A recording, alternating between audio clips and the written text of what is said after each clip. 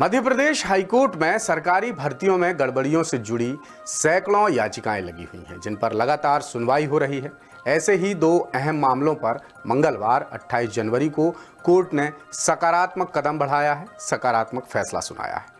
एक मामला ओबीसी आरक्षण से जुड़ा है, जिसमें कुल 87 याचिकाओं पर सुनवाई हो रही है। इनमें से कोर्ट ने 4 अगस्त 2023 को ओबीसी आरक्षण के खिलाफ दायर एक याचिका को खारिज कर दिया है। यानी कानून के मुताबिक ओबीसी वर्ग को 27% आरक्षण मिलना चाहिए, ये बात इसमें सामने आई है।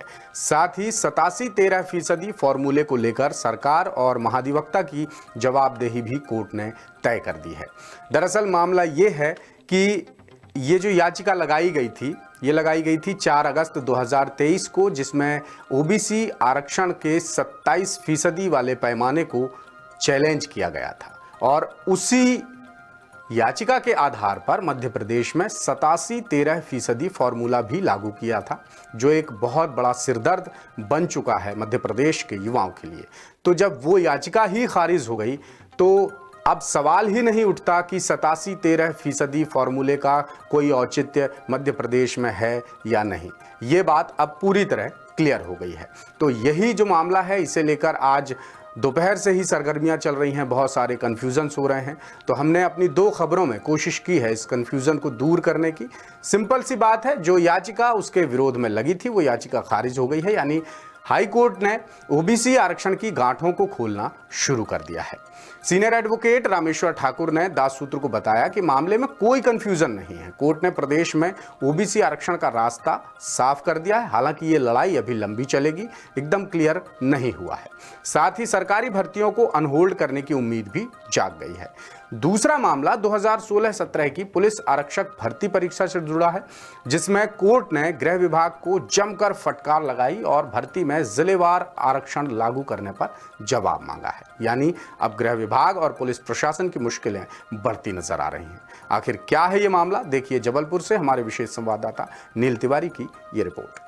एक और 62% वाला ओबीसी जनरल में है और एक और 72% वाला ओबीसी में। देखिए कैसे संभव है? आरक्षण डिस्ट्रिक्ट वाइज था या स्टेट वाइज था, और यदि असत्य जानकारी दी कोर्ट को तो इसके परिणाम भुगतने के लिए तैयार भी रहना। मध्य प्रदेश पुलिस आरक्षक भर्ती परीक्षा 2016-17 में आरक्षण का मामला हाई कोर्ट में जमकर गरमाया। कोर्ट ने गृह विभाग के सचिव और डीजीपी को सख्त निर्देश दिए कि वो जिलेवार आरक्षण लागू करने से जुड़े तमाम तथ्य और पुख्ता जानकारियां कोर्ट के सामने पेश करें, जिसका प्रारूप शपथ पत्र के तौर पर होना चाहिए। कोर्ट ने चेतावनी भी दी कि यदि शपथ पत्र में गलत या भ्रामक जानकारी दी जाती है तो गृह विभाग के अफसरों के खिलाफ कानूनी कार्रवाई की जाएगी। यानी गृह विभाग नतीजे भुगतने के लिए तैयार रहे, कोर्ट ने ये भी साफ कर दिया है।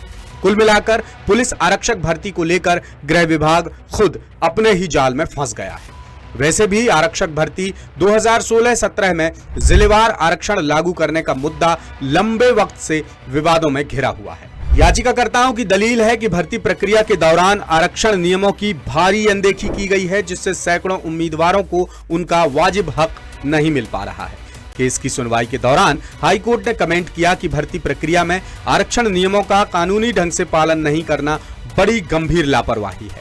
कोर्ट ने गृह विभाग और पुलिस प्रशासन को सख्त लहजे में चेताया है कि पारदर्शिता बनाए रखें और आरक्षण संबंधी तमाम तथ्य और भर्ती प्रक्रिया की सही जानकारी ठीक ढंग से पेश करें। एक और 62% वाला ओबीसी जनरल में है और एक और 72% वाला ओबीसी में। देखिए कैसे संभव है? तो इस मुद्दे को लेके सरकार से पूछा है कि आप हमको पहले ये बताइए कि भर्ती आपकी डिस्ट्रिक्ट वाइज रिजर्वेशन पे आपने की है, वो बताइए। वो कोई डॉक्यूमेंट नहीं है। माननीय न्यायालय ने आज स्ट्रिक्ट रुख अपनाते हुए गृह सचिव और डीजीपी शपथ पत्र दाखिल करने के स्पष्ट निर्देश दिए हैं कि आप शपथ पत्र दाखिल करके कोर्ट में बताएं आरक्षण डिस्ट्रिक्ट वाइज था या स्टेट वाइज था, और यदि असत्य जानकारी दी कोर्ट को तो इसके परिणाम भुगतने के लिए तैयार भी रहना। यानी सरकारी भर्तियों में आरक्षण से जुड़े दूसरे मामलों की तरह इस मामले में भी गेंद अब सरकार के पाले में आ गई है। अब आपको पूरा मामला तफसील से समझाते हैं।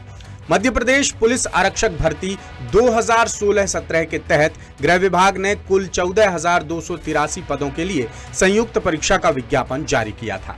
जिसमें अनारक्षित वर्ग के लिए 8,432, अनुसूचित जाति के लिए 1,917, अनुसूचित जनजाति के लिए 2,521 और अन्य पिछड़ा वर्ग के लिए 1,411 पद निकाले गए थे।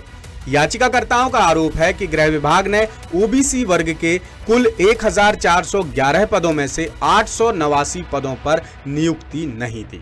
साथ ही जिला स्तर पर आरक्षण रोस्टर लागू नहीं किया, ना ही जिला पुलिस बल और विशेष सशस्त्र बल के खाली पदों का ब्यौरा दिया गया। इसके अलावा सरकार ने यह भी क्लियर नहीं किया था कि आरक्षण जिलेवार लागू किया गया या फिर पूरे प्रदेश के मुताबिक। हाईकोर्ट ने अपने पुराने आदेश में भी सरकार से पुलिस आरक्षक भर्ती का पूरा रिकॉर्ड मांगा था, जिसमें उम्मीदवारों को मिले अंकों के आधार पर उन्हें दी गई नियुक्ति का स्थान बताया गया था। लेकिन कोर्ट ने पाया कि गृह विभाग ने जिस मेरिट लिस्ट के आधार पर पोस्टिंग दी थी वो पूरे प्रदेश के अनुसार ना होकर जिलेवार थी, जिस पर ताजा सुनवाई में कोर्ट ने तल्ख लहजे में सरकारी वकील से जवाब मांगा, लेकिन सरकारी वकील मौके पर कोई तर्कसंगत जवाब नहीं दे पाए और तथ्य पेश करने के लिए कोर्ट से आगे का समय मांगा। जिसके बाद कोर्ट ने अगली सुनवाई के लिए 13 फरवरी की तारीख दी है, लेकिन शर्तों के साथ। कोर्ट ने कहा है कि सरकार शपथ पत्र पेश करे। इधर याचिकाकर्ताओं के सीनियर एडवोकेट रामेश्वर सिंह ठाकुर ने कोर्ट को बताया कि भर्ती के दौरान ओबीसी समेत आरक्षित वर्ग के मेरिटोरियस कैंडिडेट्स को जानबूझकर नजरअंदाज किया गया है। ओबीसी के मेरिटोरियस छात्र हैं, मेरिटोरियस मतलब प्रतिभावान, जिनके अंक जनरल के बराबर हैं, उनको इन्होंने जनरल में कन्वर्ट करते हुए एसएफ में पोस्टिंग दे दी, जबकि नियम ये है कि उनको उनकी चॉइस के आधार पर उनको पोस्टिंग दी जाना चाहिए थी, वो पोस्टिंग नहीं दी।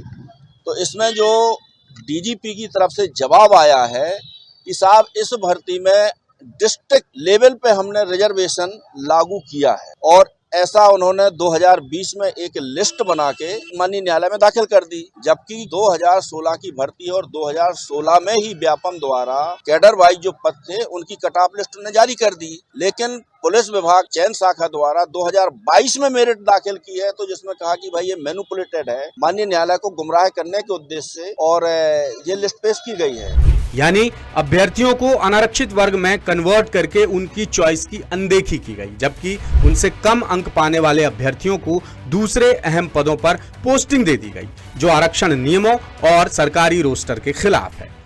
मामले की गंभीरता देखते हुए कोर्ट ने गृह विभाग की लापरवाही पर कड़ी नाराजगी जताई और आदेश दिए कि 13 फरवरी से पहले कोर्ट में स्पष्ट जवाब पेश किया जाए। साथ ही शपथ पत्र उच्च स्तर के अधिकारी से बनवाया जाए ताकि भविष्य में कोई भी कंफ्यूजन ना पैदा हो।